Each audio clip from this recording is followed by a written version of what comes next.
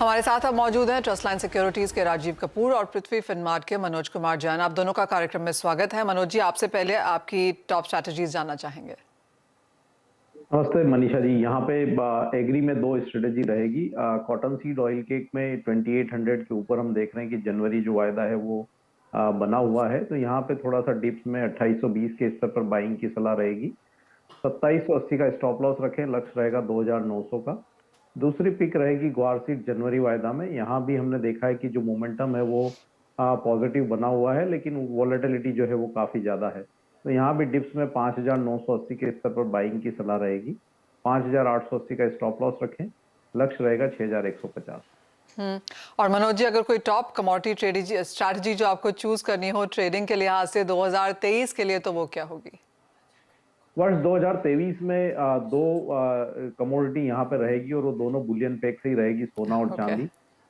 मुझे लगता है कि वर्ष 2023 जो है वो सोने और चांदी के नाम रहने वाला है। सोने में हम यहाँ पे इंटरनेशनल मार्केट में फिर एक बार $2000 तक कीमतों को जाते हुए देखेंगे। भारतीय बाजारों में भी यहाँ पे 61 से 62,000 तक के स्तर जो है वो देखने को मिल सकते हैं। और सिल्वर का आउट परफॉर्मेंस वर्ष 2023 में यहाँ पे देखने को मिलेगा। कीमतें इंटरनेशनल मार्केट में $30, भारतीय बाजारों में 85,000 तक की भी जाने की संभावना यहाँ लगती है। तो वर्ष 2023 के लिए बेहतर रिटर्न वाली जो कमोडिटी है वो सोना और चांदी यहाँ रह सकती है। ऑलराइट, यानी कि एग्रो में तो खरीदारी है ही, लेकिन अगले साल में आपको सोने चांदी में खरीदारी करके चलनी है। राजीव, आपसे आपके near term targets, near term trading strategies पहले लेना चाहेंगे। Good evening Manisha ji. जिस तरह से चाइना में अब कोविड के प्रति जो ढील दी जा रही है उससे थोड़ी इकोनॉमी ओपनिंग अप हो रही है चाइना की, तो मुझे लगता है कि इंडस्ट्रियल कमोडिटीज की डिमांड जो है वो बढ़ सकती है।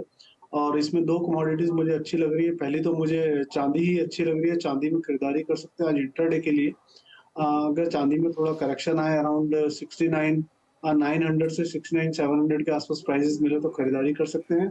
69,300 का इसमें स्टॉप लॉस रखें। पहला टारगेट 70,600 का रखें and then second target is 71,000। दूसरी कमोडिटी मुझे लगता है कि क्रूड ऑयल में एक अच्छी अपॉर्चुनिटी रहेगी बाय साइड में। जिस तरह से यूएस में भी बिकॉज ऑफ द स्टॉर्म वहां पर प्रोडक्शन जो है हैम्पर हुई है, तो मुझे लगता है कि इसका असर क्रूड ऑयल के दाम पे और पड़ेगा। प्लस चाइना में ओपनिंग अप हो रहा है तो चाइना की तरफ से भी मांग निकल के आएगी, तो क्रूड ऑयल को काफी हद तक सपोर्ट मिलेगी। और प्राइस एक्शन भी इसका दर्शा रहा है कि अभी अपसाइड में और अभी रूम बाकी है।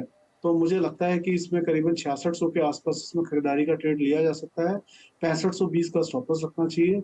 6750 का इसमें टारगेट लगा सकते हैं। ऑलराइट, तो चांदी और कच्चा तेल टॉप ट्रेडिंग स्ट्रैटेजीज फिलहाल आज के हिसाब से हैं। लेकिन राजीव जी, आपसे भी वही सवाल, अगर 2023 के लिए आपको कुछ चूज करना हो, अपने पोर्टफोलियो में कुछ ऐड करना हो, तो वो कौन सी कमोडिटी होगी? बता ही चुके हैं दोनों कमोडिटीज के बारे में। लगता है इंडस्ट्रियल कमोडिटीज भी अच्छा करेंगी, क्योंकि ऑलरेडी देखिए हम इकोनॉमीज पे जो असर था वो काफी हद तक देख चुके हैं। रिसेशन का चाइना की तरफ से मांग निकल के आने वाली है। मुझे लगता है copper could also be the commodity जो कि आने वाले वर्ष में आउट परफॉर्म कर सकता है। तो कॉपर में मुझे लगता है कि अराउंड 700 रुपए के आसपास अगर करेक्शन आ जाती है तो एक खरीदारी का ट्रेड ले सकते हैं। और 760 से 70 तक के मुझे लगता है कि टारगेट जो है पहले आधे मतलब पहले 6 महीने में भी पॉसिबल है, देखने को मिल सकते हैं। और नीचे में इसका जो स्टॉप लॉस मेंटेन करके चलना है वो 670 का रखना। ऑलराइट, यानी कि आपकी फिलहाल टॉप ट्रेडिंग स्ट्रैटेजीज और 2023 की सेम ही हैं। चांदी, कच्चा तेल और कॉपर पे यहाँ पर ध्यान रखना चाहिए। नेचुरल गैस में आप कैसे देखते हैं प्राइसेस राजीव, क्योंकि यहाँ पर उठापटक जारी है और अपने बैंड के निचले स्तरों पर फिलहाल यहाँ पर कारोबार होता हुआ? जी देखिए मनीषा जी, लास्ट शो में जिस तरह से मैंने बताया था कि 400 रुपए के आसपास एक इम्पोर्टेंट लेवल है जहां पर नेचुरल गैस सपोर्ट ले सकती है। तो अप्रोक्सीमेटली 402 के आसपास से प्राइसेस जो है सपोर्ट लेते हुए दिख रहे हैं। मुझे लगता है कि जब तक 380 के स्तर के नीचे सस्टेन नहीं करता है नेचुरल गैस, थोड़ा निचले स्तरों पे नहीं बेचना चाहिए। इनफैक्ट थोड़ा पुल बैक का वेट करना चाहिए। और प्राइसेस जब 500 के आसपास हो तो वहां पर थोड़ा सोचा जा सकता है शॉर्ट साइड जाने का। बट फिलहाल मुझे करंट लेवल्स के आसपास थोड़ा शॉर्ट से बचने की एडवाइस दूंगा।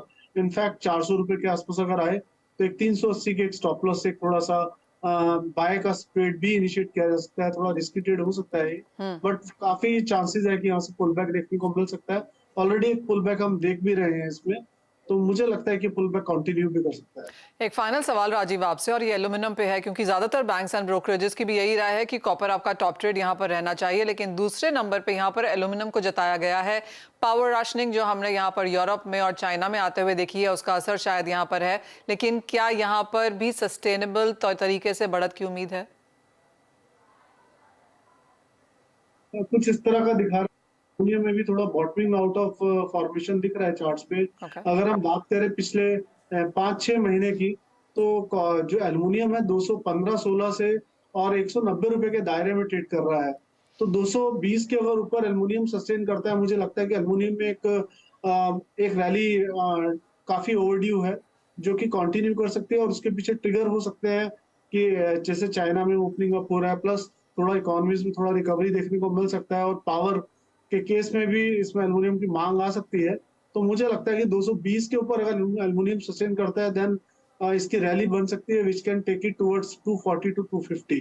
तो एल्युमिनियम में अनडाउटेडली एक चार्ट्स पे तो बॉटमिंग आउट दिख रहा है, और नीचे में देखिए अगर 190 के नीचे अगर एल्युमिनियम सस्टेन करता जी। है, देन थोड़ा सा हम इसमें बेरिश देख सकते हैं, बट अभी फिलहाल chances of going up is very high. All right, done. एक और सवाल, फाइनल सवाल मनोज जी आपसे, और क्योंकि आपने बाकी कमोडिटीज की तो यहाँ पर बात की, लेकिन एक बार जीरे की बात भी करना चाहेंगे, क्योंकि जिस तरह